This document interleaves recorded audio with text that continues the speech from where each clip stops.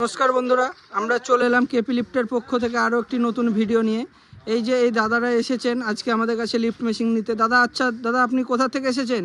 আমরা এসেছি দক্ষিণ চব্বিশ পরগনা থেকে। আপনার নাম কি দাদা? বনমালী পাল। বনমালী পাল। আপনারা কি দেখে এসেছিলেন আমাদের এখানে, যে কিভাবে জানলেন? ইউটিউব দেখে তো? তো আপনাদেরকে ইউটিউবে যেমন বলা থাকে যে আমাদের মাল টেস্ট করে চালিয়ে দেখিয়ে দেব, আপনারা কি এখানে এসে সেগুলো পেয়েছেন?